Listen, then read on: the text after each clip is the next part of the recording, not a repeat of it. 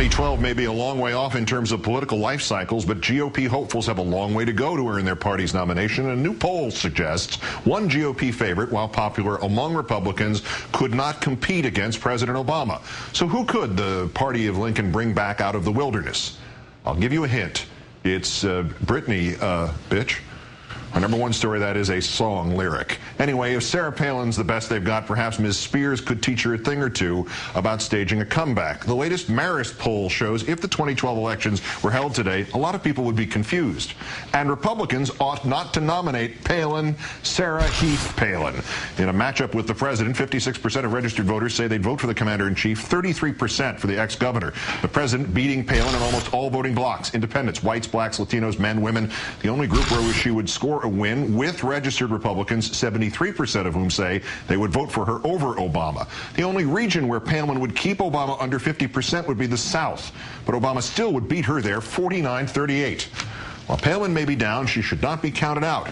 But instead of soliciting advice for a comeback from, say, Newt Gingrich, perhaps she should take a page out of the Britney Spears playbook, although it would require an appearance with David Letterman. After shedding 200+ pounds, K-Fed, a newly fit Ms. Spears appeared last night on The Late Show, the bikini-clad pop star laying out a comprehensive plan for not only foreign policy, but entitlement programs as well. Entitlement programs that involve pie.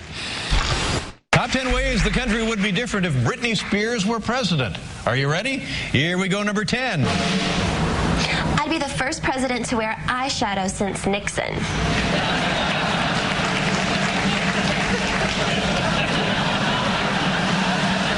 See how many times she switches from hip to hip while we do this. Number 9. We would only invade fun places like Cabo. That's right, okay. And roll to the right, number 8.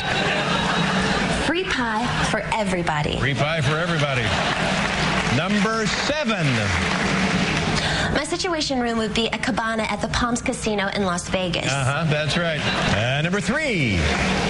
Challenge U.S. to put nightclub on the moon by the end of the decade. Exactly. Number 2. 3 words: Vice President Diddy. And the number 1 way the country would be different if Britney Spears were president. Finally, the media would pay some attention to me. There you go.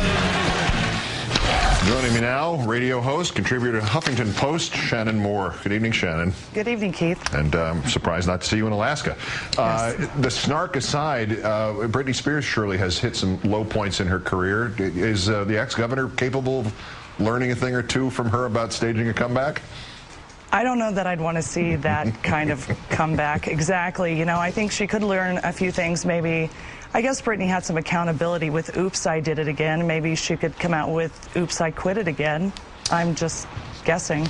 Not bad. The Marist poll that shows her as a force within the GOP, but nowhere close in terms of the general electorate, even in the South. Does that not sort of prove that whatever the current strategy is that we've discussed so much involving the former governor, we're not sure exactly what she's doing, but it's not working? Well, her polls have totally plummeted in Alaska. I mean, she's got more people against her than for her up there. And if you remember back a year, she was, you know, the most popular governor in the country. So, and that was just a huge plus point. I think maybe she should look at a network job or something to that effect. I don't think that she can recover. She just can't. She's come out with too many absolutely crazy statements.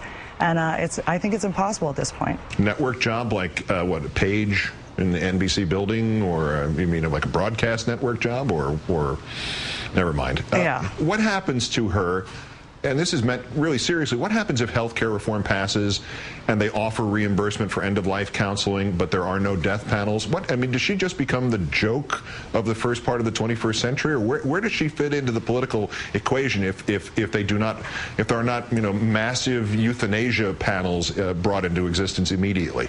Well, there have been lots of things that Sarah Palin has talked about that don't exist. So I don't know if this will just be on the list. I don't think this is going to be a big surprise. You know, she's part of the party of no, you can't on so many different levels. And right now I think the administration is sort of wavering on the yes, we can, and they really need to be told, yes, you will.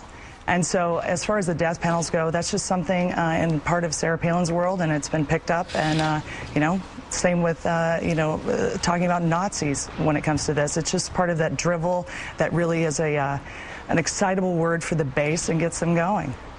It seems as if one of the problems here is there's always drama. Sherry Johnston, who is the mother of the father of Sarah Palin's grandson, pleaded guilty today to possession with intent to deliver that painkiller OxyContin. She faces prison time. What is the Palin response to this? A, I'm sorry this has happened to Mrs. Johnston, but it really doesn't have anything to do with me. Or B, you're attacking my family again. Right. Sadly, you know, a lot of people in the country pled guilty to similar charges today that aren't related to Sarah Palin. And, you know, people have people in their families that do bad things all the time, get caught, and they need their family support. I can pretty much guarantee you what we've seen so far, Sarah Palin's not even going to call her family. Alaska radio host, contributor to the Huffington Post, Shannyn Moore, down here in the lower 48. Great, thanks. Good to see you. Thanks, Keith.